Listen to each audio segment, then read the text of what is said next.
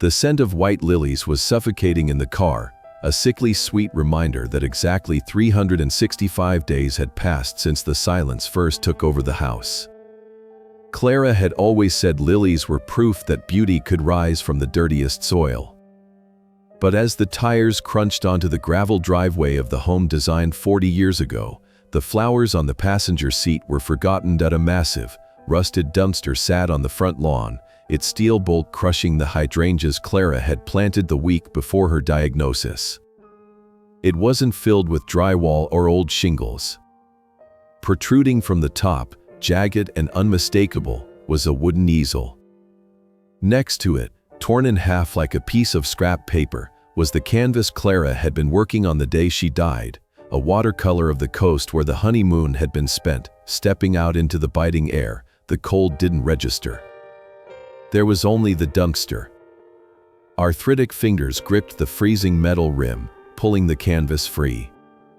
The paint was still vibrant, but the wood frame was snapped, the fabric hanging limp. "Oh, good, you're back." The voice drifted down from the porch, light and airy. Monica stood there, wiping her hands on a rag, dressed in yoga gear, looking fresh, vibrant, and completely unbothered. Jason, the son who had Clara's eyes but none of her spine, stood behind her, studying a spot of oil on the driveway. "It was just gathering dust, Thomas," Monica said, descending the stairs with a bounce. "We're turning that gloomy room into a content studio.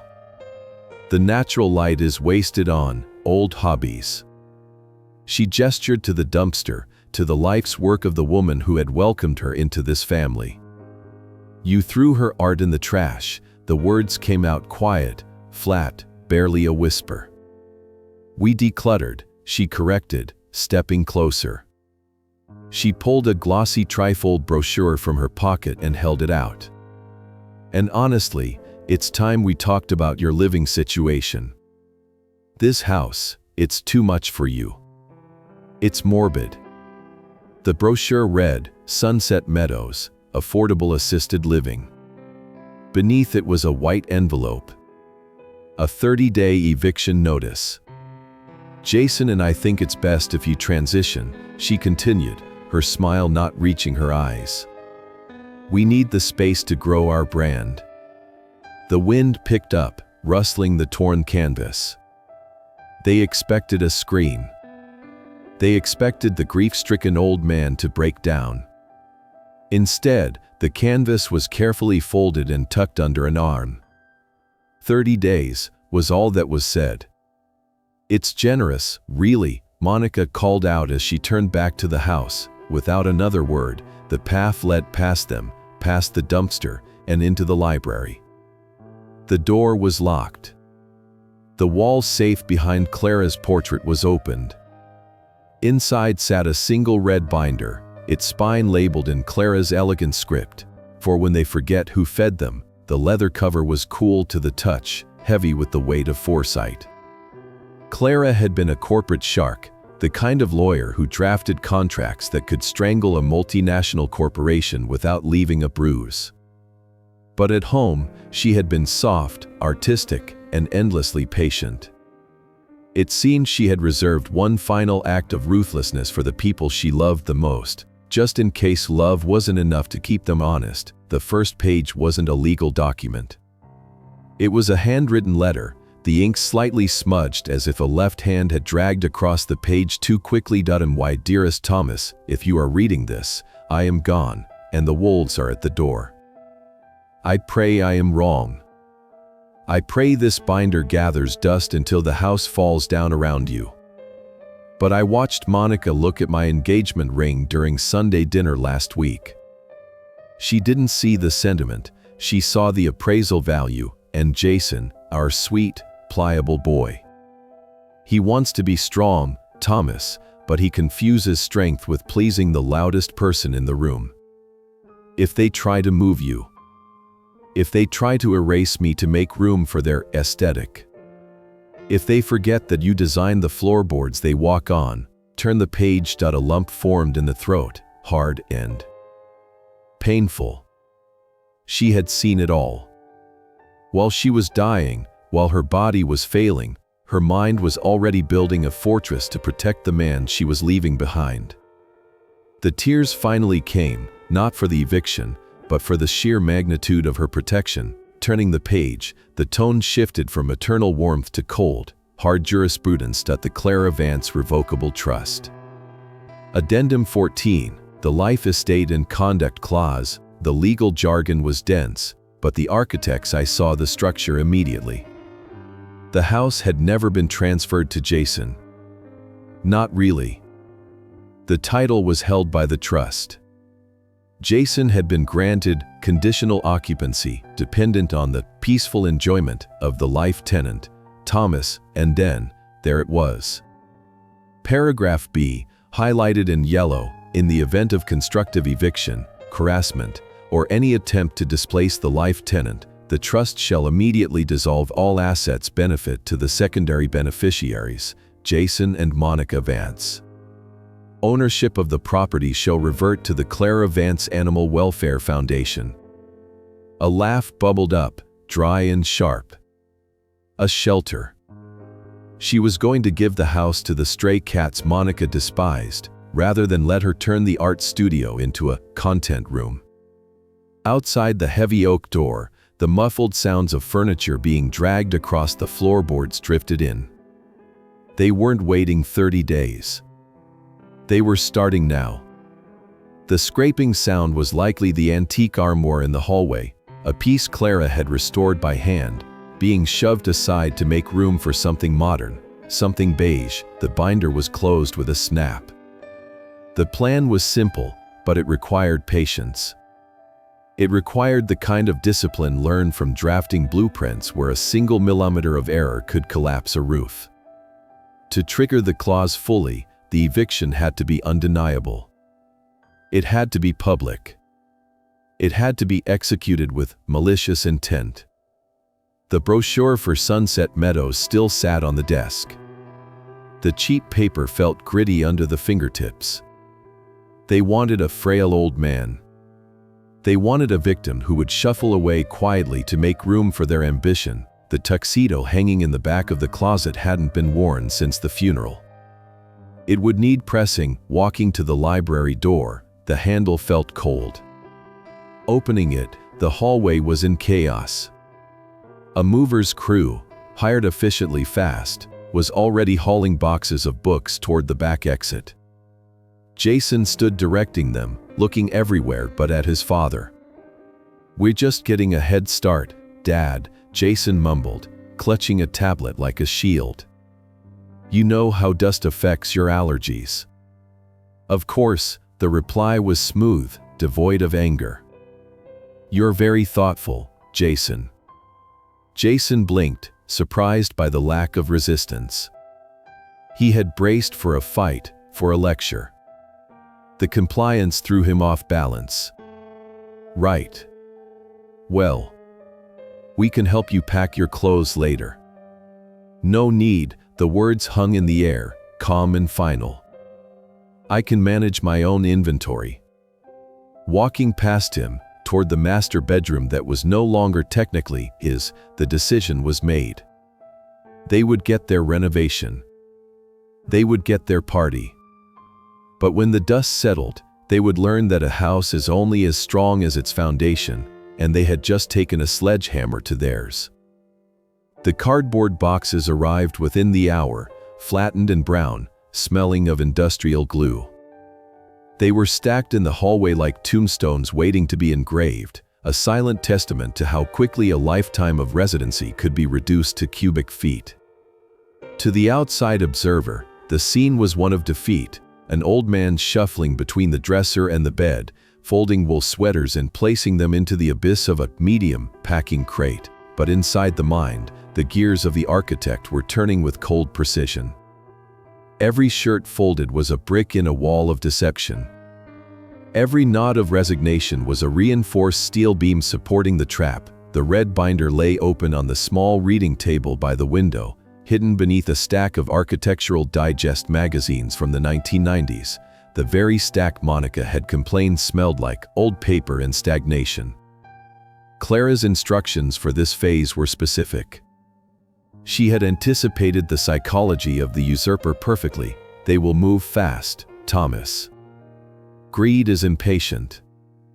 Once they think you have accepted your fate, they will stop looking at you as a father and start looking at you as a logistical hurdle. They will talk about the house in front of you as if you are already gone. Let them. Every word they speak is evidence. The sound of heavy boots on the stairs announced the arrival of the contractor. Monica wasn't wasting a single afternoon. The eviction notice had technically given 30 days, but the renovation schedule apparently operated on a timeline of immediately. This wall here, Monica's voice carried through the thin plaster, sharp and commanding. It cuts off the flow. We want an open concept. Light needs to travel from the foyer to the garden without hitting a piece of 1980s drywall. That's a load-bearing wall, ma'am, a gruff voice replied. And there's electrical running through the columns. Well, move it. Jason, tell him to move it.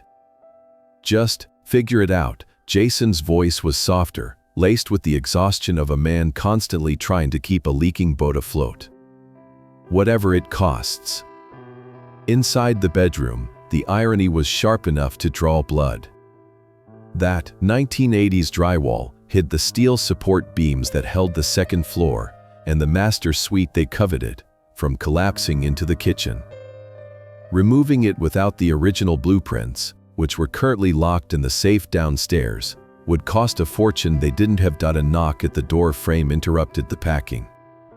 Jason stood there, holding a roll of bubble wrap, looking like a man walking to the gallows rather than the heir to a kingdom. Mom's things, he started, his eyes darting around the room, avoiding the photograph of Clara on the nightstand. Did you need help with the attic? Monica ordered a dumpster for the excess. Excess. That's what they called 40 years of history. I've handled it, Jason. The reply was gentle, the voice of a tired father not wanting to be a burden. Your mother's things are safe. I wouldn't want to clutter your new aesthetic. Jason flinched. The guilt was there, swimming just beneath the surface of his weakness. He stepped into the room, lowering his voice. Look, Dad, I know this is sudden. But the crypto market, the leverage I took on, we need the equity. Once the house is in our name, we can refinance, get the startup liquid again. Sunset Meadows is nice. They have a garden. He was reciting a script.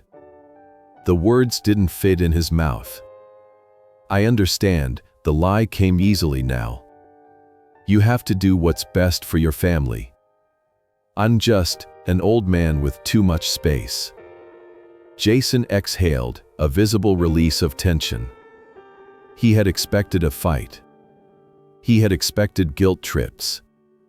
The submission made him bold. He patted the doorframe, his confidence returning. It's for the best. Really. And hey, Monica wants to host a sort of launch party next Saturday. For the Vance lifestyle brand. It would be great if you were, settled by then. The timeline had just shifted. They didn't want him gone in 30 days. They wanted him gone in 6. Next Saturday, the repetition was deliberate. That's very soon. It's just, the investors are in town. We want to show them the potential of the property. The before and after, Before and after. The insult was breathtaking. I'll do my best to be out of the way, Jason. When he left, the door was closed softly. The Architectural Digest stack was moved aside, revealing the binder again.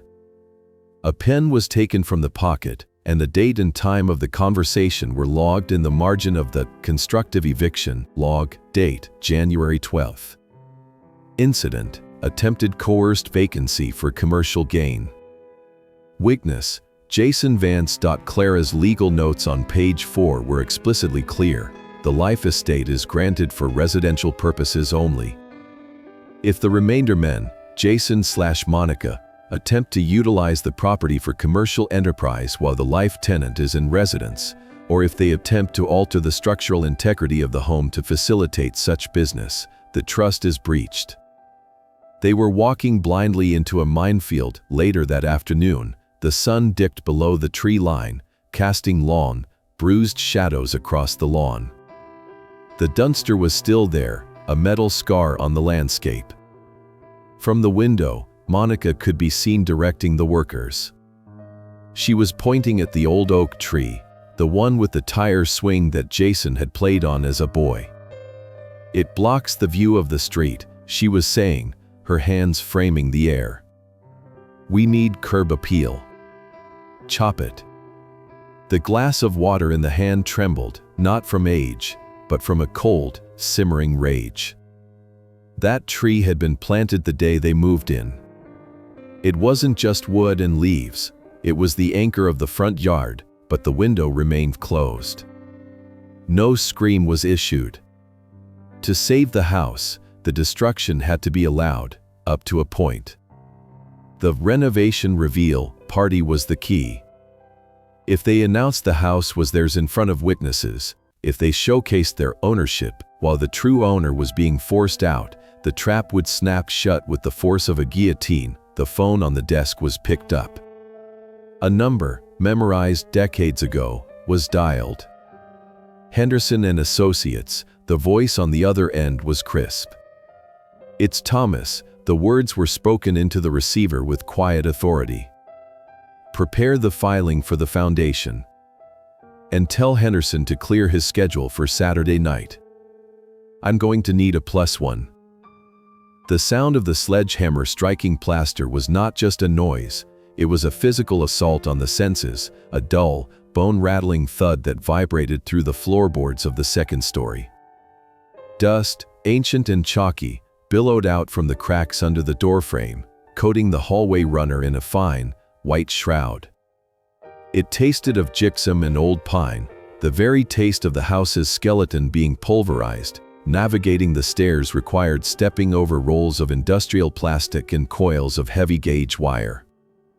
The double doors to the sunroom, Clara's sanctuary, had been removed entirely, leaving a gaping maw that exposed the carnage within. The built-in oak shelving, designed specifically to hold her heavy art books and clay pots, lay in splintered heaps on the floor. These weren't just shelves. They were crafted from the timber of the old barn that had stood on the property when the land was first purchased, planed and stained by hand during the summer of 1988. Now, they were just debris. "Get it all out by noon," Monica's voice cut through the haze of drywall dust. She stood in the center of the room, protected by a pristine white painter's suit that looked more like a hazmat aesthetic than workwear. She was scrolling through her tablet, holding up a digital rendering of a stark, white box. "The lighting fixtures arrive at 2, and I don't want this clutter ruining the installation." The clutter in question was the handcrafted wainscoting that had taken 3 weekends to install. It was being pried off the walls with crowbars, the wood screaming as the nails gave way. Anger, hot and acidic, flared in the chest, threatening to break the facade of the frail old man. But the discipline of the long game tamped it down. Instead of a shout, the instinct was to serve, a tactic designed to disarm.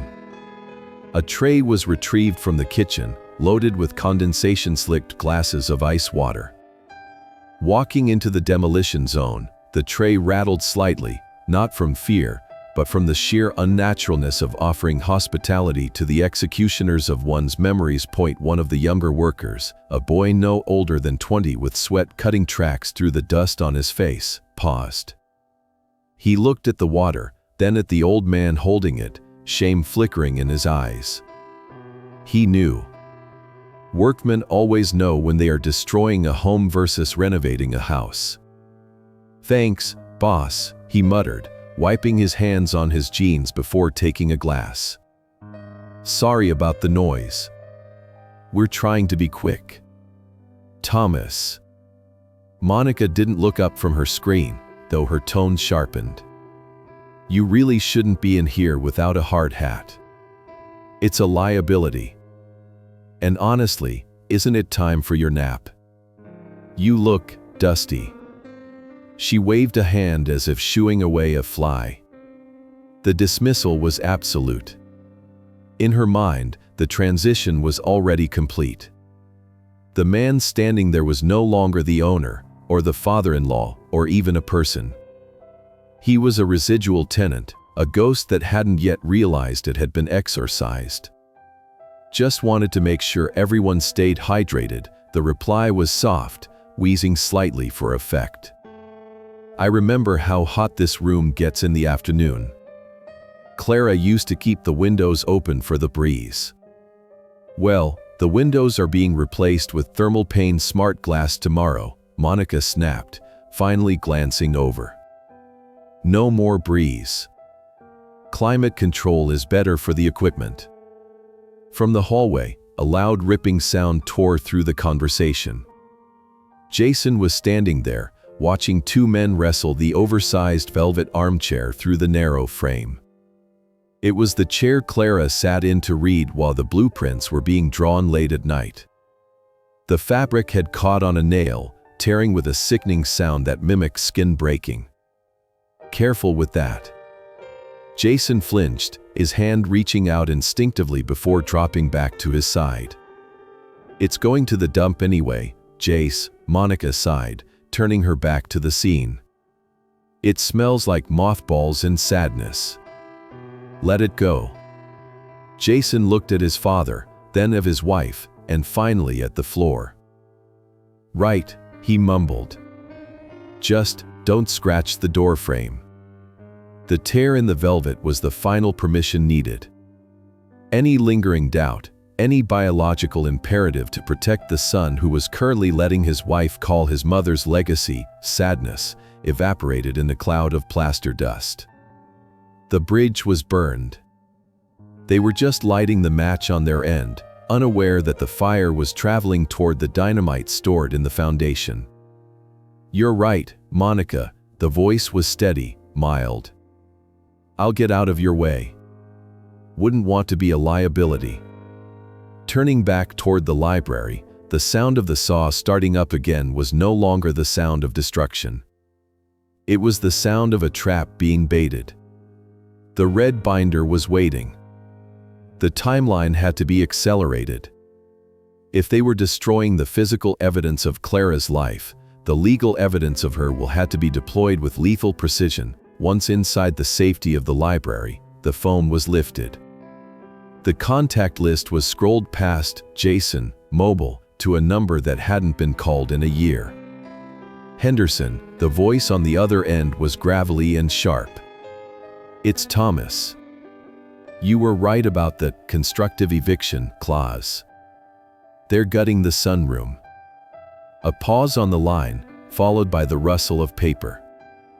"I'm sorry, Thomas." Clara feared that would be the first to go. "Don't be sorry. Be ready. They're hosting a party on Saturday. A renovation reveal. I need you to draft the execution order for the trust assets." "And Henderson?" "Yes. Bring your tuxedo. You're my +1. The office of Henderson and Associates smelled of lemon polish and billable hours, a sanctuary of silence compared to the jackhammers currently tearing apart the sunroom. It was a place where decisions were weighed in ounces of gold and years of imprisonment, a stark contrast to the emotional anarchy ruling the house. The red binder slid across the mahogany desk, its leather cover catching the afternoon light. Henderson, a man who had been practicing law since the Nixon administration, adjusted his spectacles. He didn't open the binder immediately. Instead, he looked over the rims of his glasses, his eyes holding the same sharp intelligence that Clara had possessed. "She knew, didn't she?" Henderson asked, his voice rough like gravel. Clara always said Monica was a depreciating asset, but I didn't think she predicted the eviction down to the week. She predicted the date, the reply came, pointing to the calendar on the wall. 1 year. To the day. Henderson sighed, a long exhale that seemed to deflate his shoulders. He opened the binder to Addendum 14. The pages crinkled, the sound loud in the quiet room. His finger traced the lines of text that Clara had drafted during her final rounds of chemo, when her body was weak but her mind was sharpening its knives. The clause of constructive eviction, Henderson murmured, reading the legal Latin. It's ironclad, Thomas. But it's a nuclear option. Once we pull this lever, there is no going back. The assets don't just freeze, they transfer. The house, the accounts, the portfolio, it all goes to the foundation immediately. Jason will be left with nothing but his debt. Jason made his choice when he watched them throw her paintings in a dumpster. The statement hung in the air, heavy and final. Henderson nodded slowly. He picked up his fountain pen, tapping it rhythmically against the desk. To make this stick in court, we need undeniable proof of malicious intent and public exclusion. The eviction notice is a good start, but a judge could argue it was a private family dispute. We need them to publicly claim ownership and publicly displace you. We need a performance. Saturday came the answer. The renovation reveal. Monica is inviting half the town to show off her new estate. She wants investors for Jason's startup. She's going to announce the rebranding of the property. A slow, wolfish smile spread across Henderson's face. It was the smile of a lawyer who realized his opponent had walked onto the battlefield without a helmet. Perfect. I'll draft the notice of trust violation. I'll bring it with me. I assume I'm on the guest list. You are now.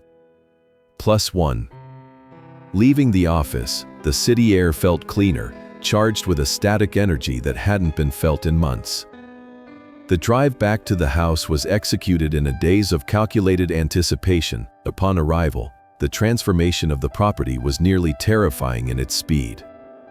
The hydrangeas were gone, replaced by severe, angular topiary that looked like it belonged in a corporate lobby, not a family home.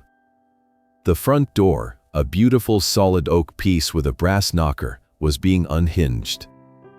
In its place, a crew was installing a pivot door of frosted glass and black steel. Monica stood in the driveway, holding a clipboard, directing the installation of a valet stand. She was already living in the future where Thomas didn't exist. Thomas, she called out, not bothering to turn her head fully. We need to talk about Saturday. The car door clicked shut. The walk up the driveway felt like approaching an enemy trench. I assume you have instructions for me. She turned then, her eyes scanning him up and down, looking for a loose thread, a stain, anything to criticize. It's a black tie event. High net worth individuals. We can't have complications. Jason and I discussed it, and we think it would be best if you spent the night in the guest cottage. The guest cottage. It was a glorified shed near the back of the property, used for storing pool chemicals and the lawnmower. It had a cot, but no heating. You want me to sleep in the shed? The clarification was necessary, just to hear her say it. It's not a shed, it's an accessory dwelling unit, she corrected, the corporate buzzword rolling off her tongue like oil. And it's just for one night. We need the main house flow to be open. Having you shuffling around, it kills the vibe, Thomas. It makes people think of nursing homes. It's bad for the brand. The cruelty was so casual it was almost impressive. She wasn't trying to be mean, she truly believed her comfort was worth more than his dignity. "I'll stay in the cottage." The concession was made with a bowed head, feigning defeat. "On one condition." Monica sighed, checking her watch. "Make it quick. I want to come to the party for 10 minutes. Just to say a few words. A toast to your new beginning. Then I will disappear, and you'll never have to worry about me shuffling around again." She hesitated. Her eyes narrowed, calculating the risk. She weighed the potential embarrassment of his presence against the benefit of a public endorsement. If the old man blessed the renovation, it would silence the neighbors who were whispering about how quickly she had taken over. 5 minutes, she negotiated. "And you wear a suit.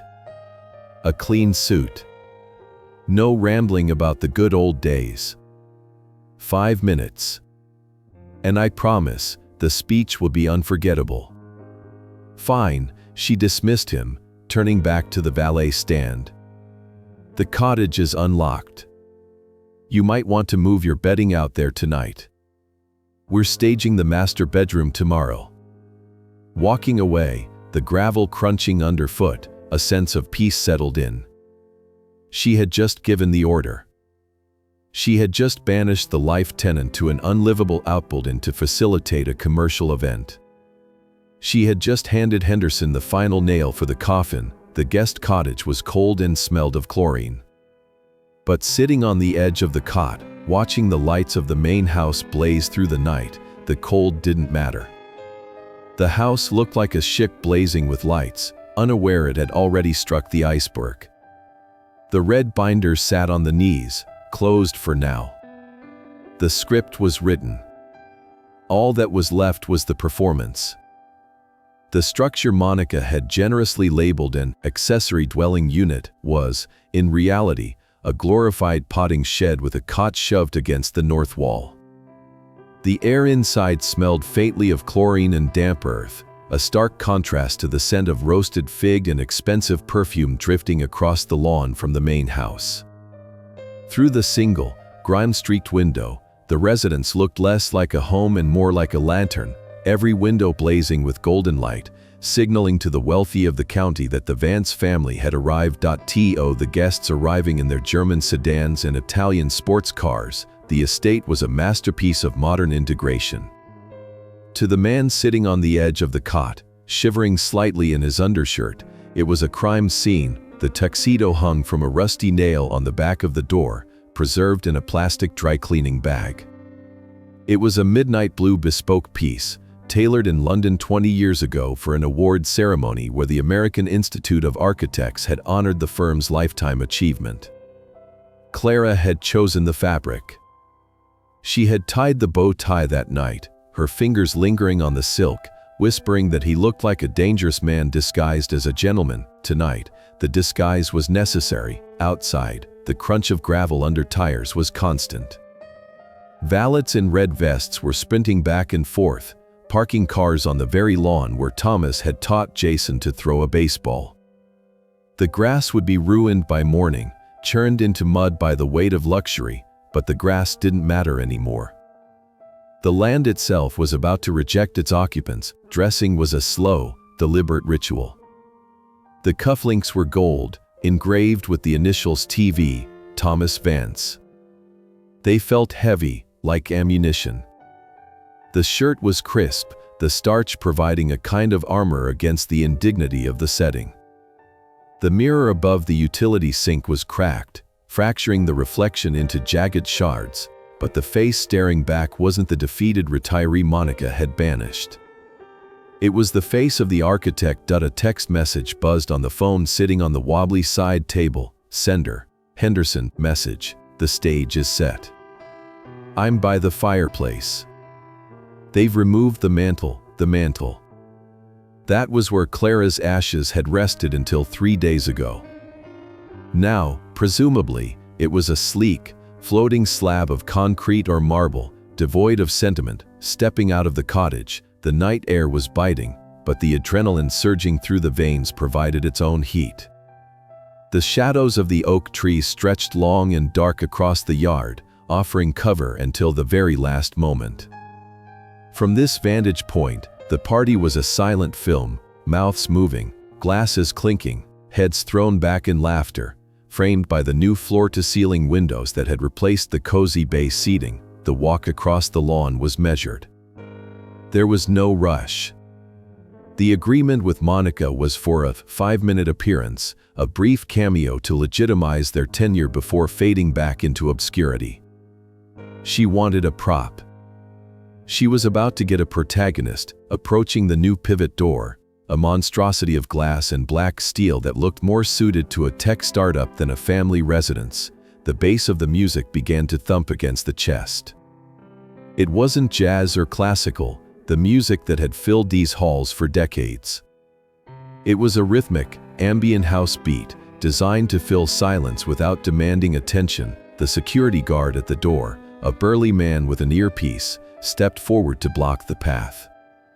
He looked the tuxedo up and down, clearly confused by the juxtaposition of the formal wear and the direction of approach from the backyard shed. "Private event, sir. Guest list only." "I live here," the words were spoken with a terrifying calm. "Or rather, I am the reason there is a here to visit." The guard hesitated, his hand hovering over his list. Before he could ask for a name, the heavy glass door swung open. Jason stepped out, a glass of scotch in his hand, his face flushed with a mixture of alcohol and anxiety. "It's okay. Mike. He's my father." Jason's eyes widened as he took in the tuxedo. He was wearing a trendy, velvet blazer that was slightly too tight across the shoulders, making him look like a boy playing dress-up. The contrast between the father's timeless tailoring and the son's fast fashion luxury was striking. "Dad," Jason hissed, pulling him aside, away from the earshot of a group of women smoking thin cigarettes. "You look intense. Remember the deal. Keep it light. Smile. Don't mention Mom. Don't mention the woman who bought this house." The question was rhetorical, delivered with a faint, chilling smile. "Don't worry, Jason. I'm only here to talk about the future." Jason relaxed, mistaking the ambiguity for compliance. "Good. Great.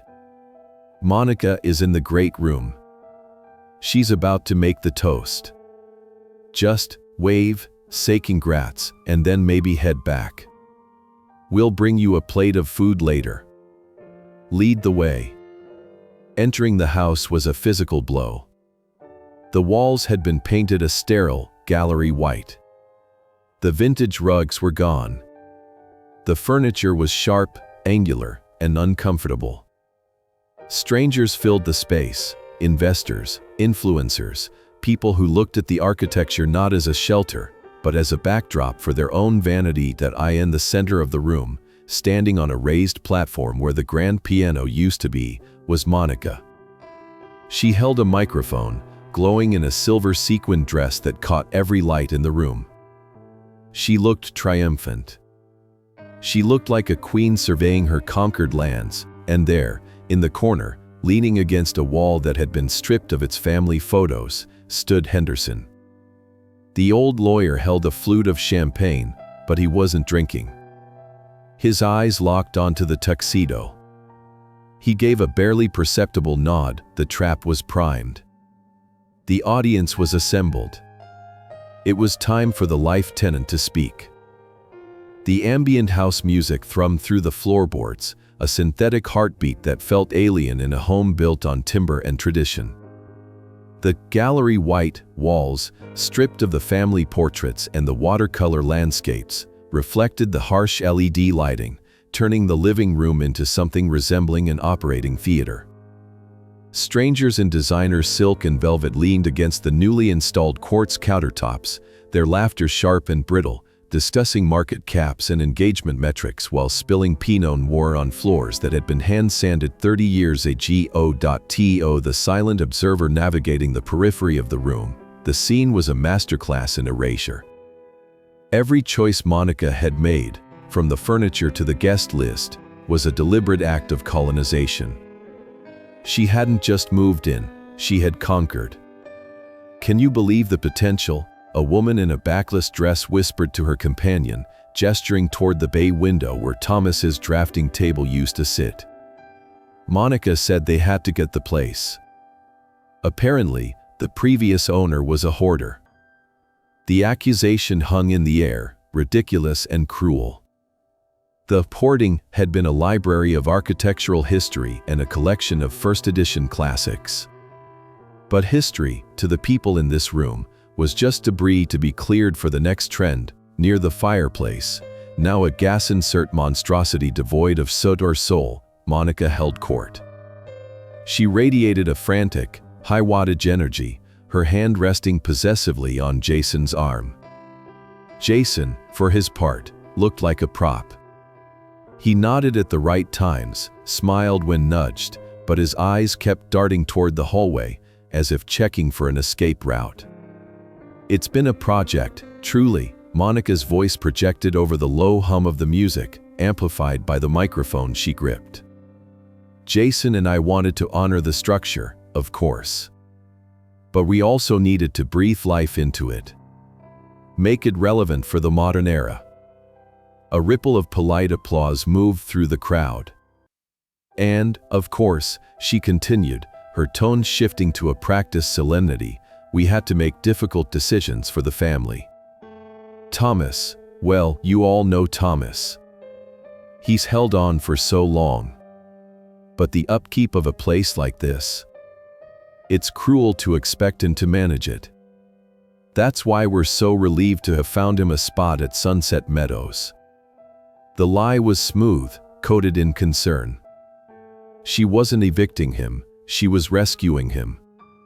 She was painting his exile as an act of charity. From the shadows near the kitchen entrance, the tuxedo adjusted its cuffs.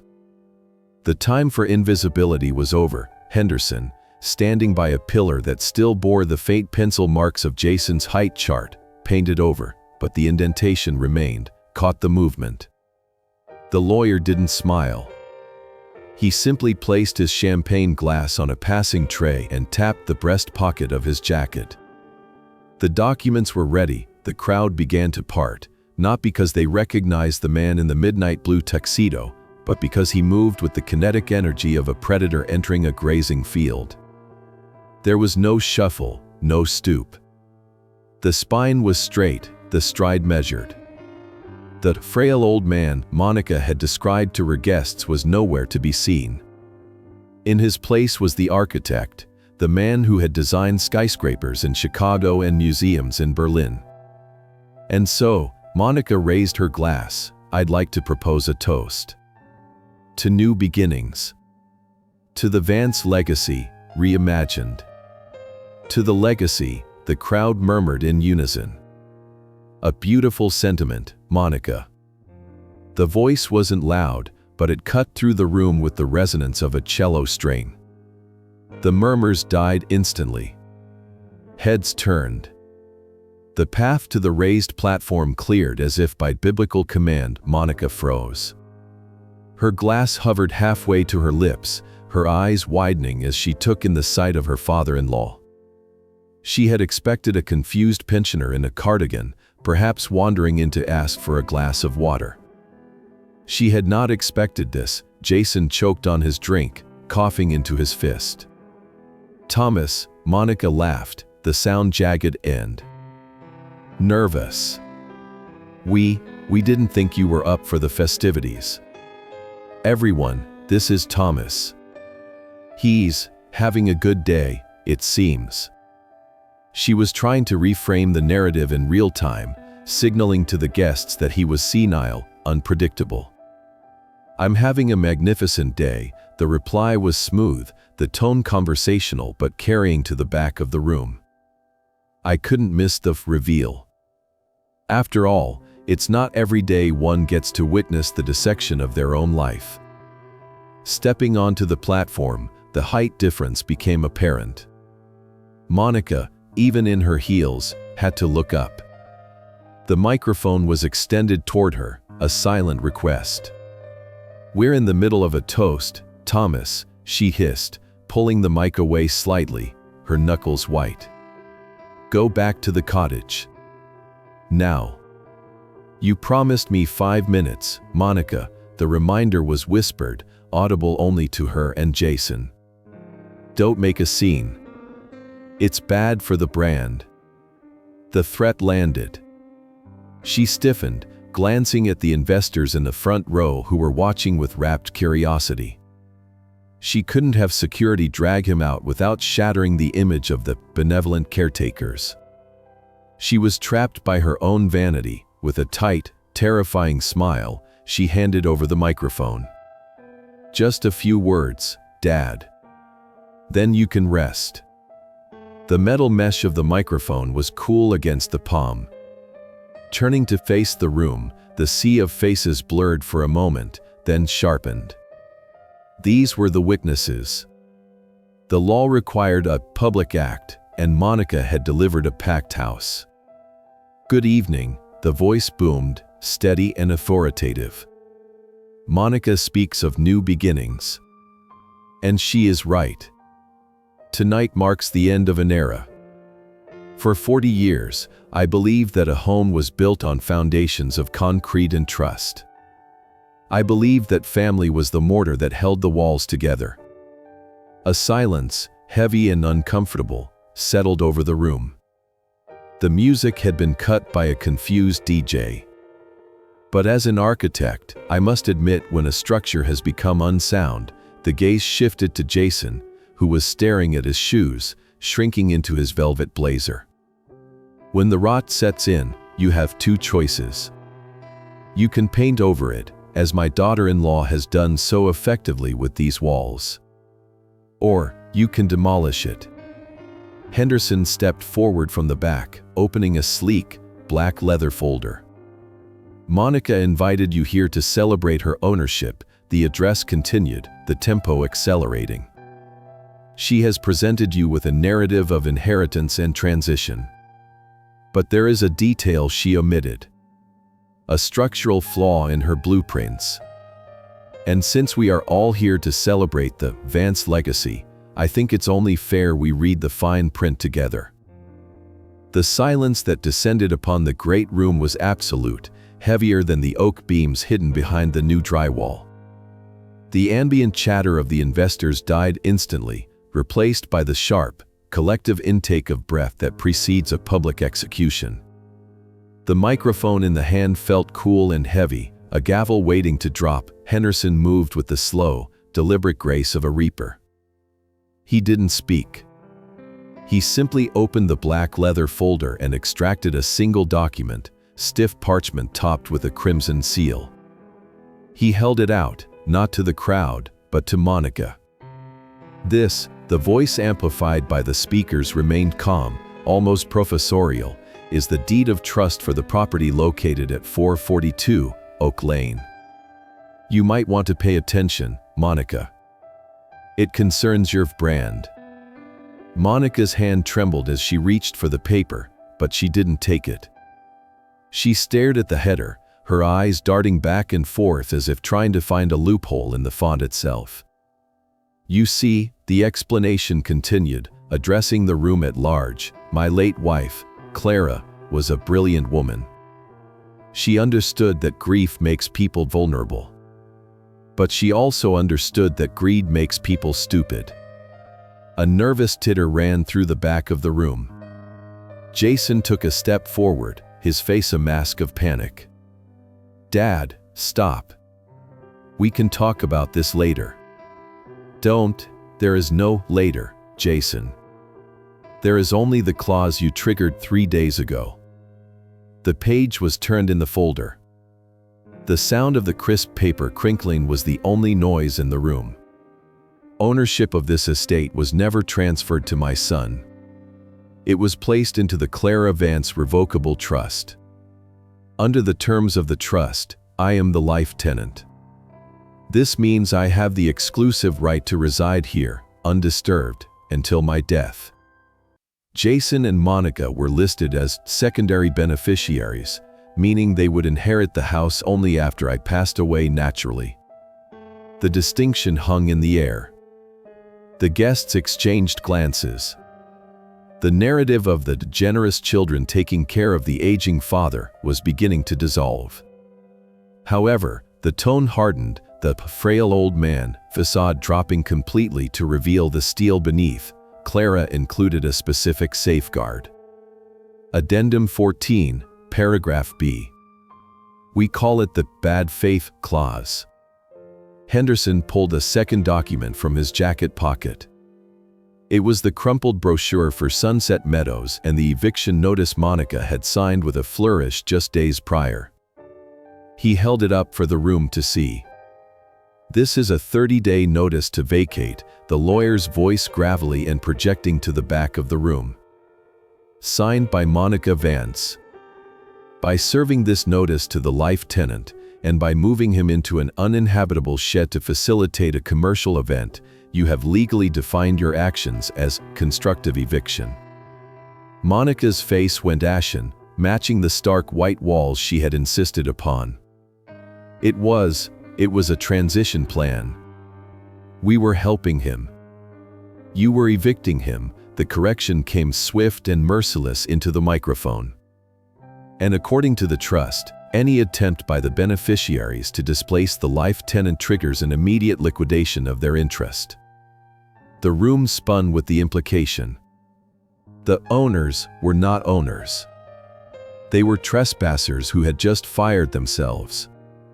So, who owns the house now? A voice from the crowd called out.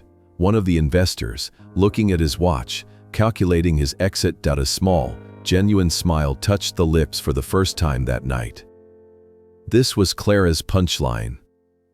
Upon the activation of the bad faith clause, the trust is dissolved, and all assets, including the house, the land, and the investment accounts funding Jason's lifestyle, are automatically transferred to the contingent beneficiary. The page was flipped to the final section. Effective immediately, this property is the sole asset of the Clara Vance Feline Rescue and Rehabilitation Foundation. The silence shattered. A gasp, loud and incredulous, rippled through the crowd. Someone in the back laughed, a sharp, shocked bark of amusement. Cats? Jason whispered, his voice cracking. You gave my house to cats? Monica hates cats. The observation was delivered dryly to the audience. She is allergic. Which will make her eviction in exactly 58 minutes particularly necessary. Monica dropped the microphone. It hit the floor with a deafening screech of feedback that made half the room cover their ears. She looked at the walls, at the expensive renovations, at the stage she had built for her triumph, realizing it was all a donation to a charity she despised. This is a joke, she screamed, her poise disintegrating. You can't do this. We have investors. We have a brand. You have nothing, Henderson interjected, handing her a formal envelope. This is the cease and desist. The foundation does not wish to be associated with your business. You are to remove all personal effects. The locks will auto-reset at midnight. The guests were already moving.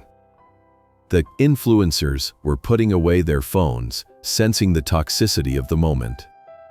The investors were heading for the door, checking their valet tickets.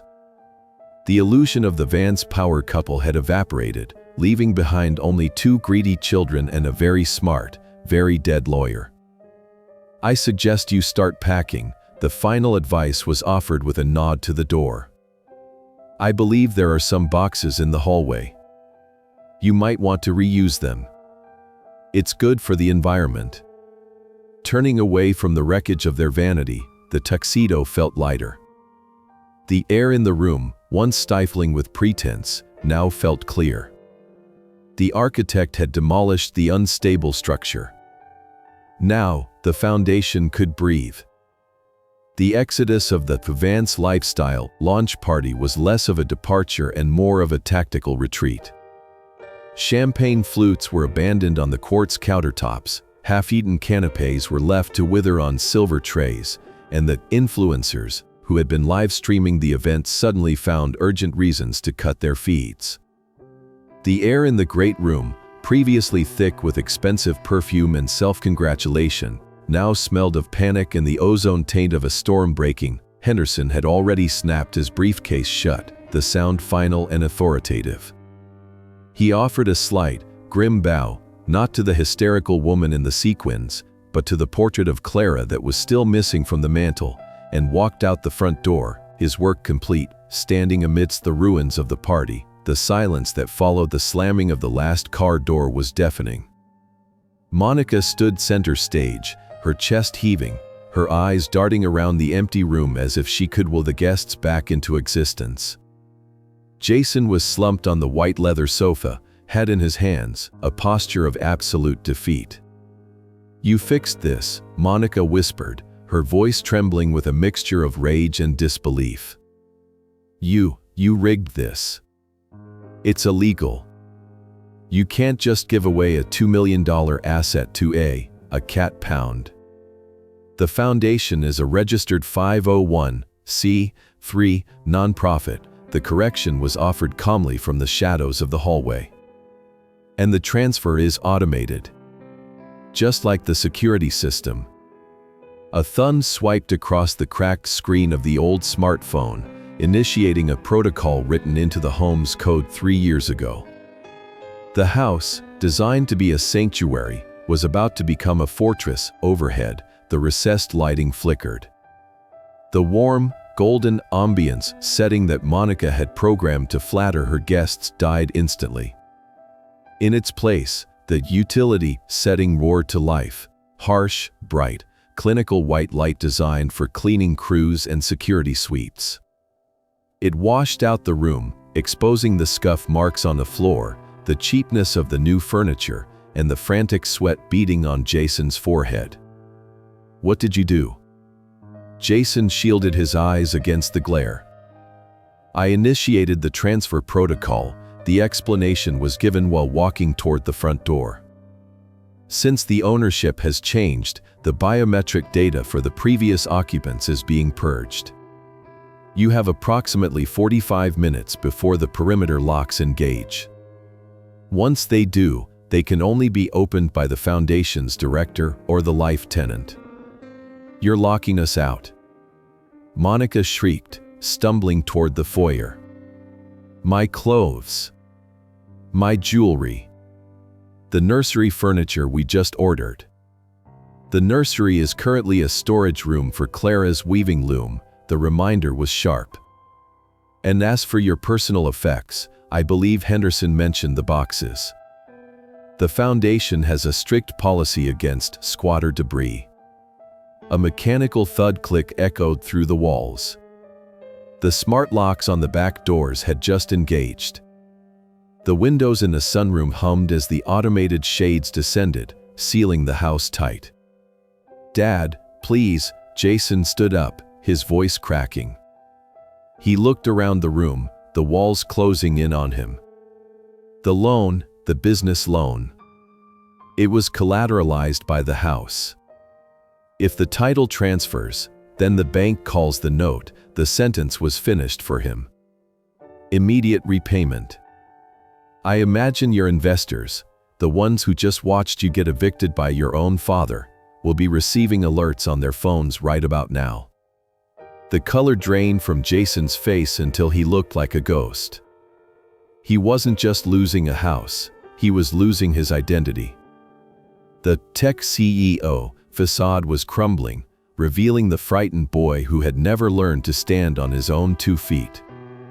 "You planned this," Jason whispered. "You let us spend the money. You let us do the renovations. You waited. I waited for you to choose." The reply was soft but unyielding. "I gave you a year, Jason.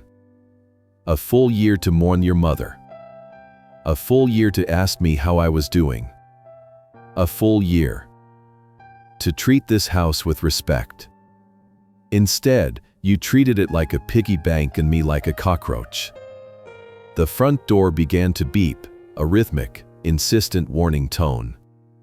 System arming in 30 minutes. I suggest you prioritize, the advice was offered while checking the time. The primary bedroom suite has the most to pack. I've already taken the liberty of locking the library and the wine cellar. Those contents belong to the trust. Monica looked at the stairs, then back at the door, her face twisting into a mask of pure hatred. I will sue you. I will drag you through every court in this state. You'll die penniless in that shed. The shed, the words were tasted with a dry amusement, is actually quite peaceful. But I won't be staying there tonight. The guest cottage is for guests. The life tenant sleeps in the master suite. With a final look at the chaos, the scattered brochures, the spilled wine, the weeping sun, the tuxedo turned and walked toward the kitchen. There was a bottle of vintage Pinot Noir in the pantry, hidden behind the cereal boxes where Monica never looked. It would pair well with the silence. Behind, the sounds of frantic movement erupted. Heavy footsteps pounded up the stairs. Suitcases were dragged across the hardwood. Accusations were screamed between husband and wife, the shattering of their alliance echoing through the open concept layout they had fought so hard to build. The house was waking up. The vents hummed. The security cameras cycled on. The structure itself seemed to be exhaling, expelling the infection that had plagued it for 12 months. It wasn't just a building, it was a memory, and tonight, the memory was fighting back. The master bedroom remained a sanctuary of silence, insulated from the panic unraveling 2 floors below.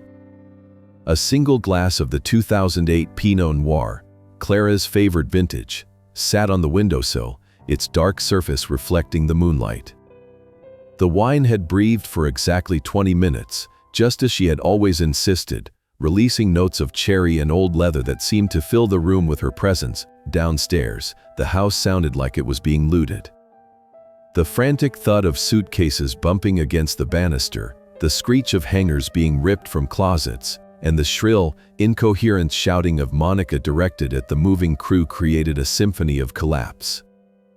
They weren't moving out, they were fleeing. The digital clock on the bedside table read 11:58 p.m. 2 minutes until the firewall engaged. From the window, the driveway was a theater of tragedy. The Vance lifestyle branding was nowhere to be seen. Instead, Jason's luxury SUV was stuffed haphazardly with garbage bags full of designer clothes, the trunk unable to close fully. A silk scarf trailed out the back like a white flag of surrender. Monica was shoving boxes into the back seat of her convertible, her movements jerky and violent, her sequins flashing under the harsh security floodlights. You idiot. Her voice cracked, carrying up through the night air. You said the trust was standard. You said he signed the rights away. I thought he did. Jason screamed back, throwing a garment bag onto the gravel. He never reads anything. How was I supposed to know? You're useless, Jason. We have nowhere to go. The credit cards are declined. The accusation hung there, suspended in the cold air. It was the truth they had both been avoiding. Without the house as collateral, without the steady stream of allowance siphoned from the family accounts, they were destitute. The facade required funding, and the bank was closed at precisely midnight. The house shuddered. It wasn't a physical quake, but a mechanical one. The heavy deadbolts on the front and back doors slid home with a synchronized, metallic thud that echoed like a prison door slamming shut. The perimeter lights pulsed once, then settled into a steady, warning red. The fortress was sealed. Jason froze. He looked at the front door, the door he had walked through for 30 years, and realized he was now on the outside. He ran up the steps, grabbing the handle, shaking it futilely.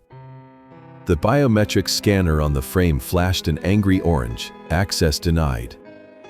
"Dad," he yelled, pounding his fist against the wood. "Dad, open the door. It's cold. We can't go to a hotel, the cards are frozen." Up in the window, the curtain was pulled back slightly. The movement caught his eye. Jason stumbled back down the steps, looking up, his face pale and distorted by tears. He looked remarkably like the 6-year-old boy who had once broken a vase and tried to hide the pieces, terrified of the consequences. But this time, the pieces couldn't be glued back together. "Dad, please." Jason pleaded, his hands clasped together. It was her. It was all Monica. She made me serve the notice. I didn't want to do it. Beside him, Monica stopped loading the car. She stared at her husband with pure venom. "You coward," she spat. "You spineless little worm. You're going to blame me. It was you." Jason shrieked, his voice breaking. "Dad, I can fix this. Just let me in. I'll divorce her. I swear, I'll fix it." The offer floated up to the window, a final, desperate bargain.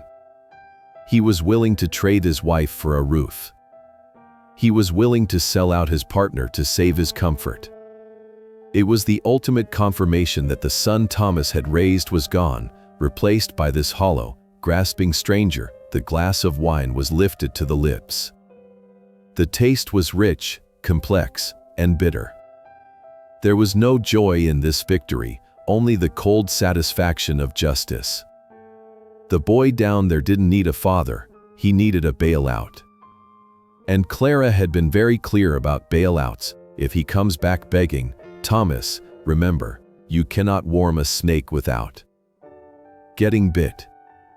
The blinds were lowered.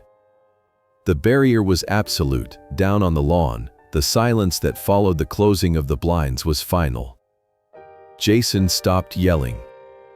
He slumped against the hood of his car, sliding down until he hit the gravel. Monica didn't even look at him. She got into her car, slammed the door, and reversed out of the driveway with a screech of tires, leaving her husband sitting in the dirt surrounded by garbage bags. Inside the warm, quiet bedroom, the phone on the nightstand lit up. Incoming call. Jason, the finger hovered over the screen.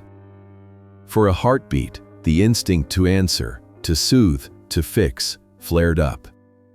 It was the oldest instinct of a parent.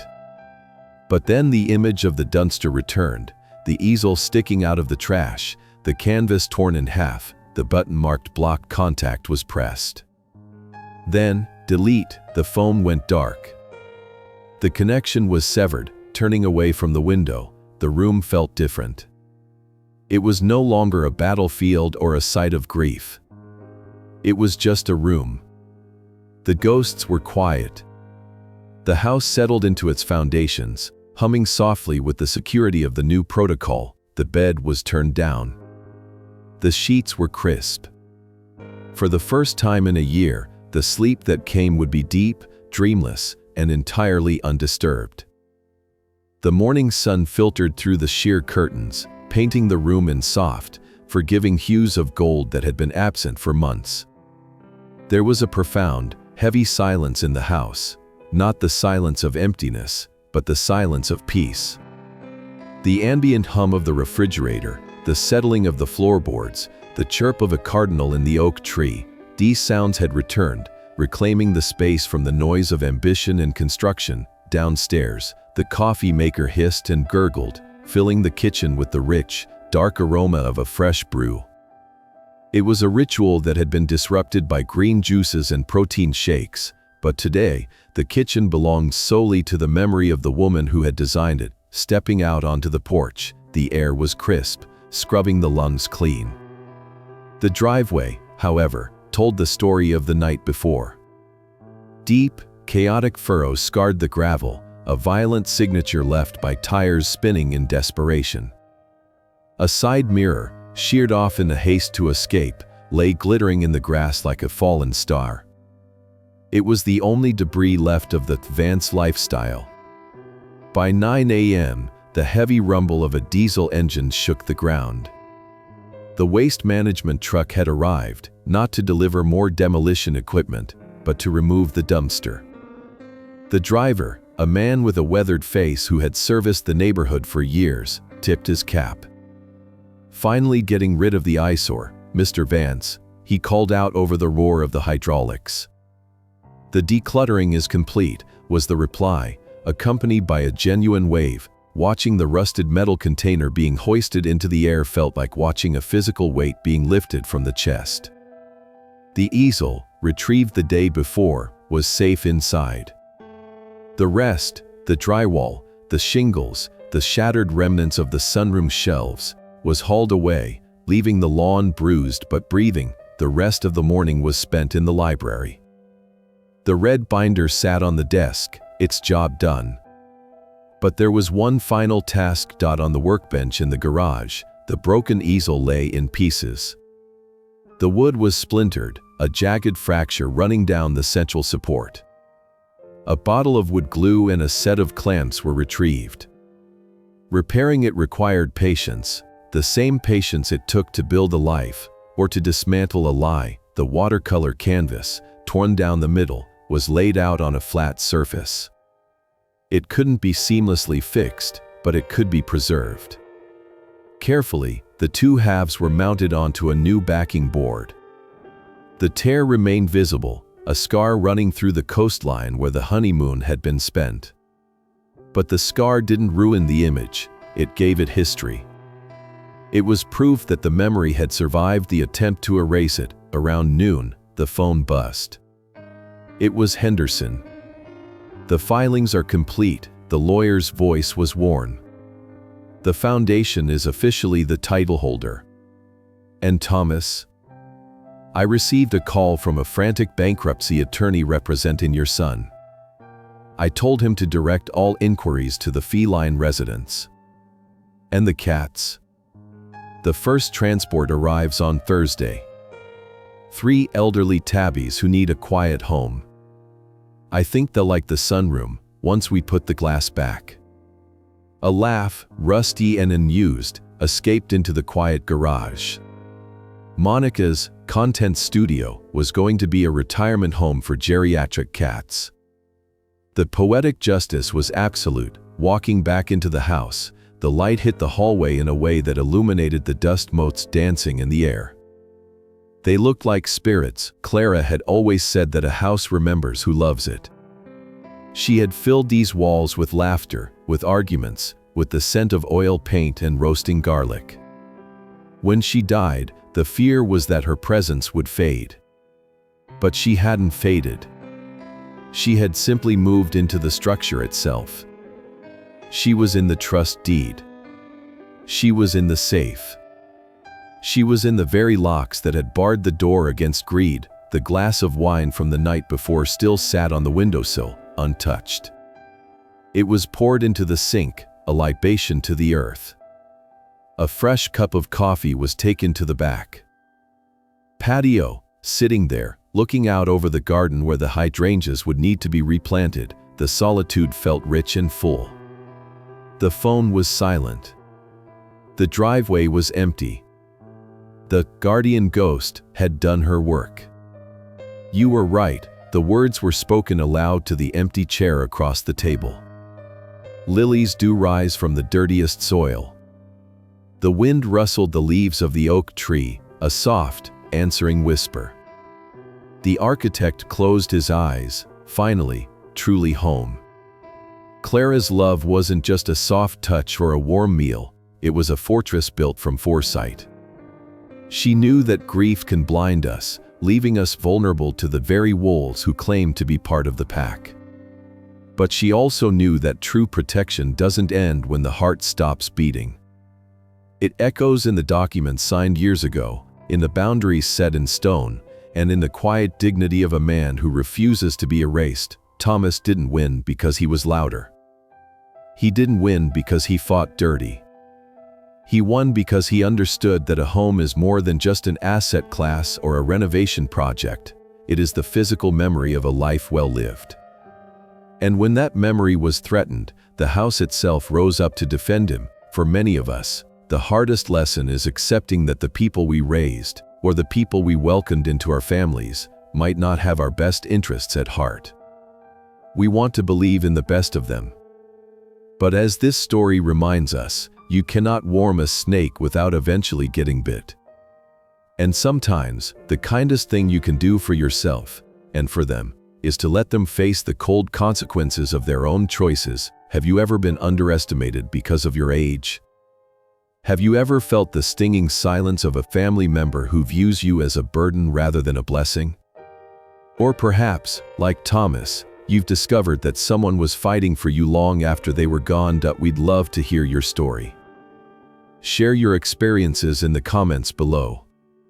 Your words might be the signal fire that helps someone else find the courage to change the locks on their own life. If Thomas's victory moved you, please subscribe to the channel for more stories of justice, resilience, and the enduring power of the guardian ghost. Share this video with someone who needs to be reminded that their silence is not weakness.